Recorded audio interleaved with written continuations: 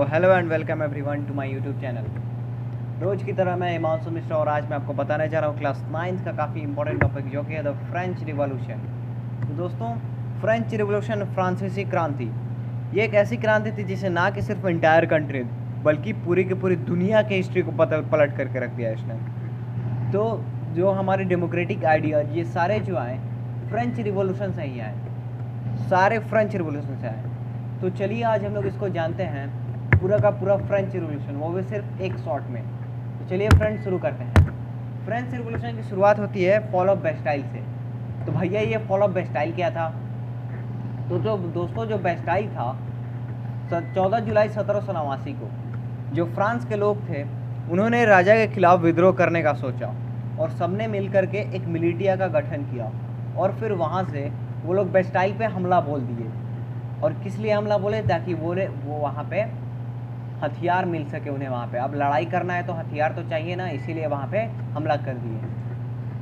फिर जो बेस्टाइल था वो सारे लोगों द्वारा बहुत ही नफरत भरी आंखों से देखा जाता था दोस्तों। क्यों?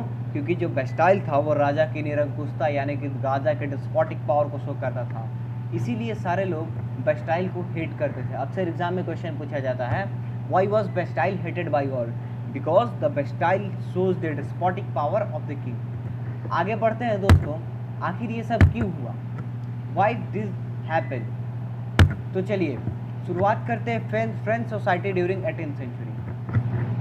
इन 1774 Louis 16 of Bourbon family ascend the throne of France. यहाँ पे बर्बन का मतलब बिस्कुट वाला बर्बन नहीं, बर्बन एक डायनेस्टी है राजाओं की। तो बर्बन फैमिली के लुई 16 को 1774 में फ्रांस का राजा बनाया गया। ये जो तस्वीर आप अपने स्क्रीन पर देख रहे हैं यही है हमारा लुइस बाबू, लुइस 16 जी हैं ये। और जब वो राजा बने तो फ्रांस का जो खजाना था बिल्कुल खाली था। अब फ्रांस का खजाना क्यों खाली था? क्योंकि फ्रांस, पहला कारण, फ्रांस जो था लॉन्ग ईयर ऑफ वार्स की वजह से फ्रांस का पूरा खजाना बह गया था, मतलब खाली हो चुका था। दूसरा बात ये थी कि फ्रांस में एक वर्साइलिस का कोर्ट था, एक बहुत ही विशाल महल था जिसे आप अपने स्क्रीन पे देख रहे हैं। तो इसी महल को मेंटेन करने में बहुत ज़्यादा कॉस्ट लग जाता था। इसी में जो है लुई 16 रहता था, बहुत ही आलीशान और बहुत ही महंगा था। छोड़िए क्या कहना है इसको मेंटेन करने में। अब तीसरा कारण क्या था? तो तीसरा कारण था कि फ्रांस जो था वो 13th अमेरिकन कॉलोनीज को उनके इंडिपेंडेंस में हेल्प किया था। किससे हेल्प में? ब्रिटेन से इंडिपेंडेंस लेने में हेल्प किया था, क्योंकि जो ब्रिटेन था इनका भी दुश्मन था। तो जिसकी वजह से फ्रांस का जो खजाना था बिल्कुल तरह से खाली हो गया था।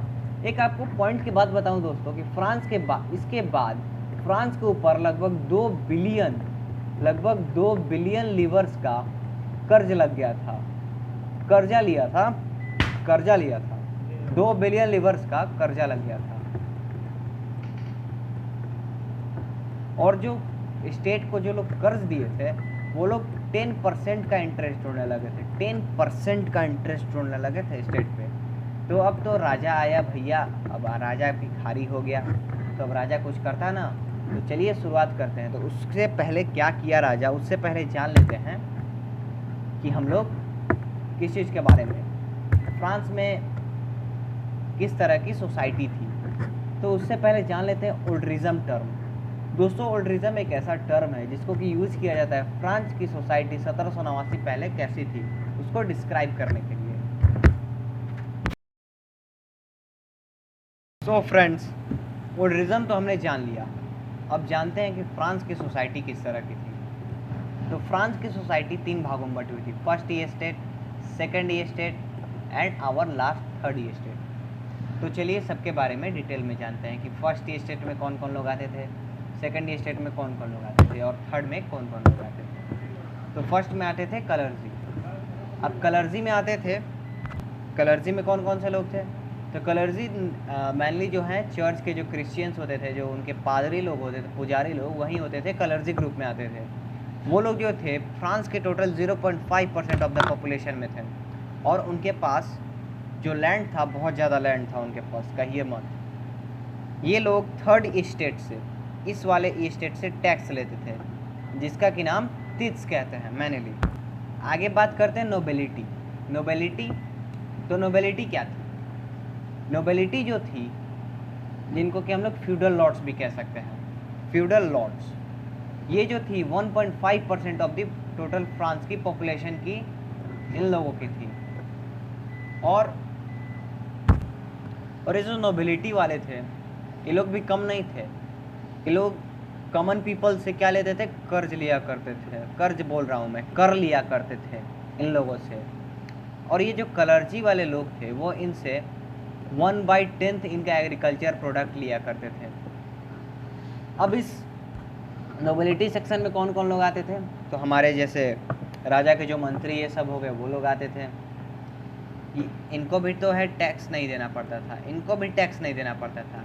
टैक्स किसको देना पड़ता था? तो इस थर्ड वाले को। तो चलिए थर्ड वाले के बारे में जानते हैं।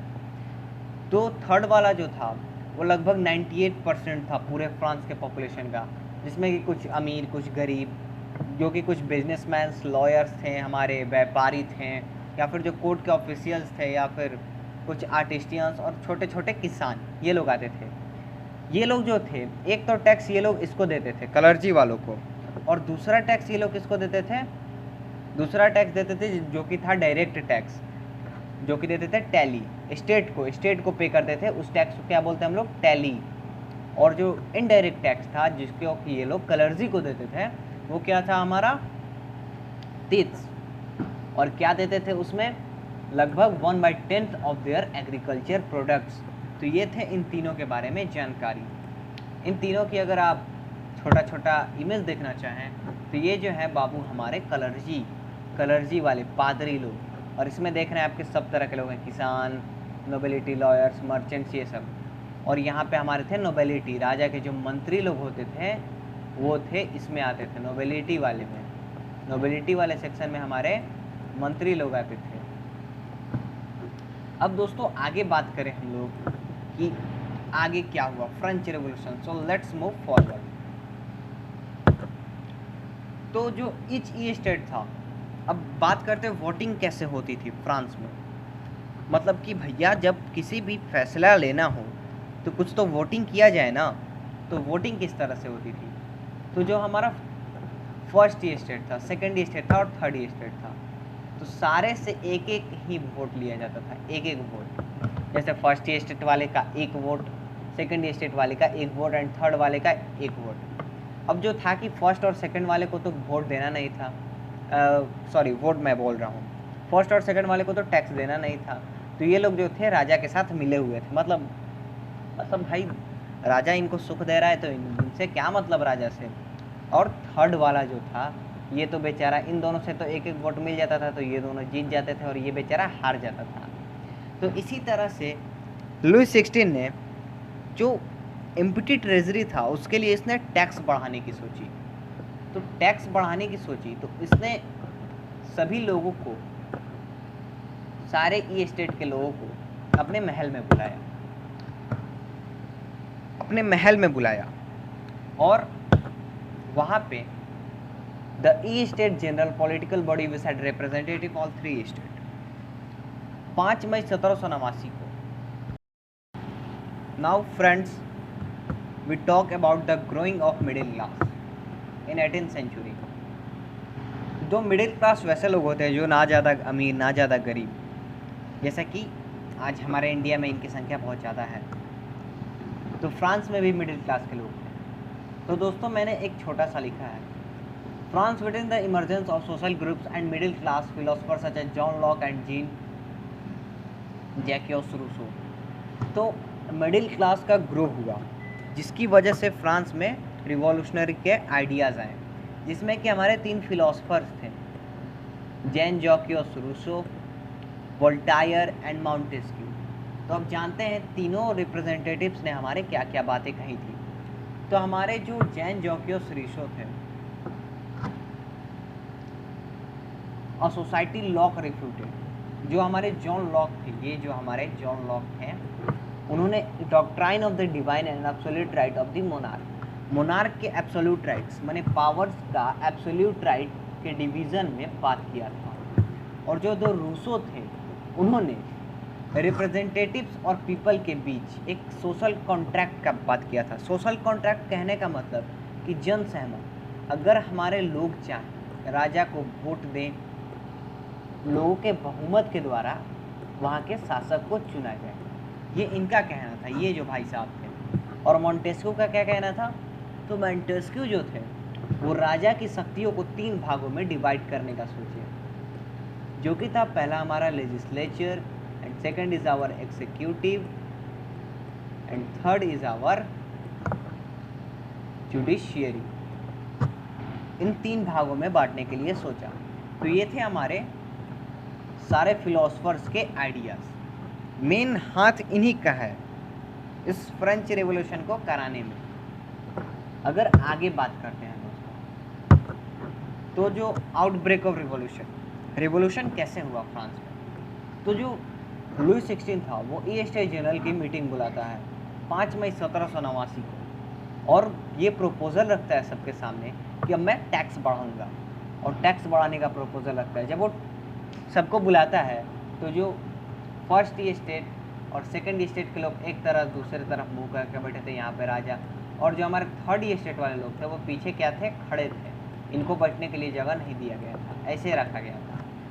और मैंने आपको वोटिंग के बारे में बताया ही कि सबका एक एक वोट लिया जाता था। तो जो ये लोग जो थे, तो ये लोग बोले कि नहीं, ये लोग मांग किए कि हर एक मेंबर का एक वोट होना चाहिए, जिसकी जितनी बहुमत होगी उस हिसाब से ये फैसला होगा कि टैक्स बढ़ेगा कि नहीं बढ़ेगा। तो इस बात को लुई 16 ने सीधे से नकार दिया, बोला कि नो, ऐसा मैं नहीं करूँगा।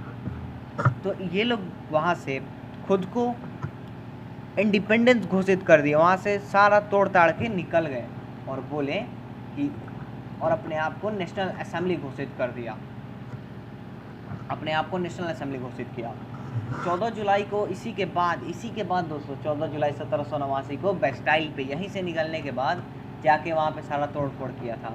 और यहीं पे 4 अगस्त 1789 को फ्रांस जो था वो अपना एक नेशनल असेंबली जो था, वहाँ पे जो लोग नेशनल असेंबली बनाए थे उसे एबॉलिश किया गया, और जो था प्रिविलेज टैक्सेस सबको ख़त्म किया गया। याद रखिएगा ये डेट 14 जुलाई 4 अगस्त 1789 को नेशनल असेंबली एबॉलिश हुआ। फ्यूडल सिस्टम, फ्यूडल प्रिविलेज और टैक्सेस को ख़त्म किया गया। कहाँ से? तो फ्रांस से। तो चलिए अब आगे बढ़ते हैं कि अब आगे क्या हुआ। देन टॉपिक है France becomes a constitutional monarchy. 1791 में फ्रांस का एक अपना कॉन्स्टिट्यूशन ड्राफ्ट हुआ, एक अपना कॉन्स्टिट्यूशन बना, जिसमें कि सबको राइट्स दिया गया, right to live, right to freedom of speech, freedom of opinion, equality before law, where establish as a nature and ineligibility rights. मतलब कि एक मानव होने के हिसाब से सबके पास ये राइट्स होने चाहिए। तो फ्रांस में एक कॉन्स्टिट्यूशन बना जिसमें कि लोगों को ये सारे राइट्स दिए गए। फिर उसके बाद बात करते हैं कि फ्रांस में मोनार्की कैसे ख़त्म हुआ और फ्रांस जो है किस तरह से रिपब्लिक बना, जो कि ये कब हुआ था? तो 1792 में। तो the national assembly voted for declaration of war against Persia and Austria. बात अब यहाँ पे ऑस्ट्रिया और पर्सिया कहाँ से आती है? देखिए, जो ये हमारा नेशनल असेंबली था, ये जो लोग थे, तो लुई 16 गया था पर्सिया और ऑस्ट्रिया के पास हेल्प मांगने, मुझे मदद करो, और ये जो लोग हल्ला गुल्ला कर रहे हैं इनको किसी तरह से दबा दो। तो जब बात किया इन सब के दबाने की, तो इनको पता चल गया नेशनल असेंबली वालों को, और इन्होंने ऑस्ट्रिया और पर्सिया के खिलाफ ही युद्ध कर दिया। फिर उसके बाद इन्होंने एक अपना जो था, जैसे ही मोनार्की ख़त्म हुआ और रिपब्लिक आया तो वहाँ पे इलेक्शंस होने लगे, और इलेक्शंस में वोटिंग राइट्स दिए गए। वोटिंग राइट्स किस तरह के थे? तो जो लोग 21 साल से ऊपर के थे उनको वोटिंग का राइट दिया गया। 21 जनवरी 1793 को लुई 16 को मार दिया गया। Louis 16 was executed publicly at the place de la Concorde. ये जो जगह है इसका नाम याद रखिएगा। इसी जगह पे लुई 16 को गिलोटिन या फिर कह सकते हैं उसे मार दिया गया था, इसी जगह पे लुई 16 को। अब आगे बात करते हैं कि एक बहुत ही अच्छे बंदे के बारे में। अच्छा तो नहीं कह सकते दोस्तों, लेकिन एक बहुत ही खतरनाक बंदा, द रेन ऑफ टेरर, आतंक का शासन, जो कि चला था 1793 से 1794 तक। जैकोबिन्स क्लब का एक लीडर था मैक्सिमिलियन रोबेस्पियरे, जो कि था practised of policy of several control and repression, मतलब कि शासन करो, जो बात नहीं मानता उसको मार डालो। रोबेस्पियरे जो था एक ऐसा गवर्नमेंट लाया, काफ़ी स्ट्रिक्ट गवर्नमेंट लाया, ऐसे ये अच्छा भी किया।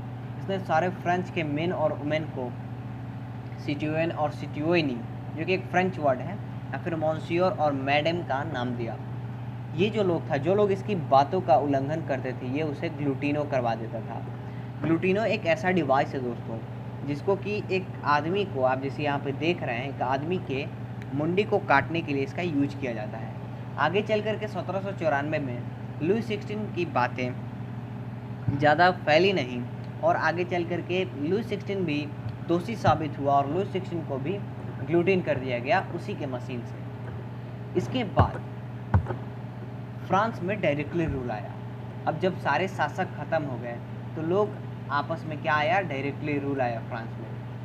अब डायरेक्टली रूल आया तो वहाँ के जो मिडिल क्लास के जो वेल्दियर लोग थे, उन्होंने सत्ता को अपने हाथ में लिया।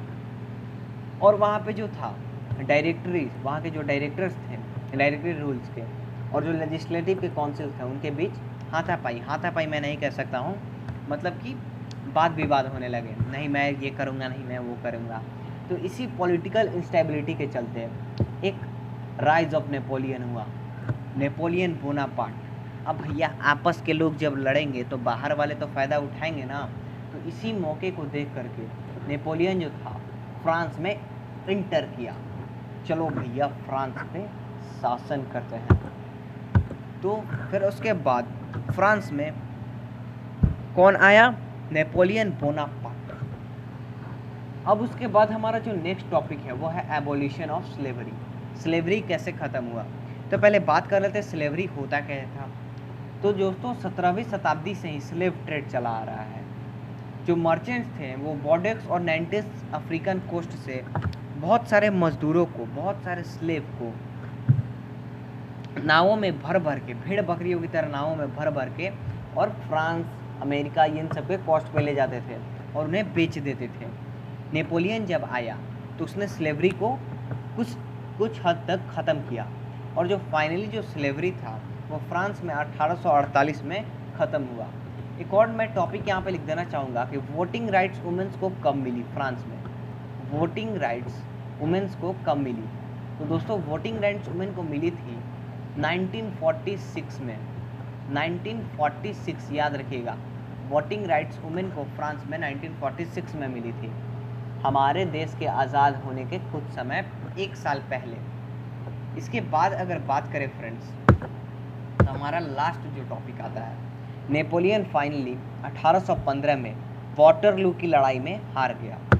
फ्रांस में जो मेन टॉपिक है अब हमारा है the legacy of French revolution, कि फ्रेंच रिवॉल्यूशन के क्या क्या विरासत में हमें मिला। मैंने आपको शुरू में ही कहा था ये एक ऐसा क्रांति था जिसने पूरे इतिहास को बदल करके रख दिया। ये क्वेश्चन एग्जाम में भी आता है, describe the legacy of the French revolution. तो आपको उसमें लिखना पड़ेगा कि फ्रेंच से ही हमारे डेमोक्रेटिक आइडियाज़ आए, फ्रांस से ही हमारे लिबर्टी, इक्वालिटी और फ्रेटर्निटी के आइडियाज़ आए थे फ्रांस से, डेमोक्रेटिक आइडियाज़। और जितने भी हमारे रशियन रिवॉल्यूशन या फिर जहाँ जहाँ रिवॉल्यूशन हुआ, सारे फ्रांस को देखते ही हुआ। अगर फ्रांस के लोग कर सकते हैं तो हम क्यों नहीं कर सकते हैं। यहाँ पे मैंने कुछ इंपॉर्टेंट पॉइंट्स लिखा है दोस्तों, आप इन पॉइंट्स को मद्देनज़र रखते हुए अच्छे से पढ़ लीजिएगा कि ये पॉइंट्स हमेशा एग्जाम में आते हैं, जितने भी ये इंपॉर्टेंट डेट्स हैं। कॉल ऑफ फ्री स्टेट कब हुआ था, 5 मई 1789 को। टेनिस कोर्ट क्या है दोस्तों, मैंने बोला ना, जब वो लोग राजा जब सबको मीटिंग के लिए बुलाया था तो वो लोग वहाँ से उठ करके जा करके और वहाँ पे अपना आपको नेशनल असेंबली घोषित कर लिए थे। तो कब किए थे, तो 1789, 17 जून 1789 को। स्टॉर्मिंग ऑफ बेस्टाइल कब हुआ था, तो 14 जुलाई 1789 को। और declaration of rights of man कब हुआ था, 26 अगस्त 1789 को। और मार्च ऑन वर्सेलिस पे हमला 5 अक्टूबर 1789 को। सिविल कॉन्स्टिट्यूशन ऑफ द कलर्जी 12 जुलाई 1790 को। रॉयल फैमिली अटेंड्स फ्ली 20 जून 1791 को। एक्सिक्यूशन किंग को कब हटाया गया, तो 21 जनवरी 1793। और रेन ऑफ टेरर कब से कब चला था, तो सितंबर 1793 से जुलाई 1794 तक। और रोबस्पियरे की खात्मा कब हुआ? तो 27 जुलाई 1794 को इसको मार दिया गया। So friends, in my next video मैं आपको बताऊंगा कि जो फ्रांस था, हमारे जो हिस्ट्री चैप्टर का सारा जो एनसीईआरटी में जितना भी सारे क्वेश्चंस दिए हैं, मैं उन सब का सॉल्यूशन आपको काफ़ी शॉर्ट मेथड में बताऊंगा, आपको एकदम अच्छी तरीके से याद हो जाएगा। आई होप फ्रेंड्स आप सबको वीडियो पसंद आया हो, सो प्लीज़ इसे खूब से खूब शेयर कीजिए, लाइक कीजिए। Thank you.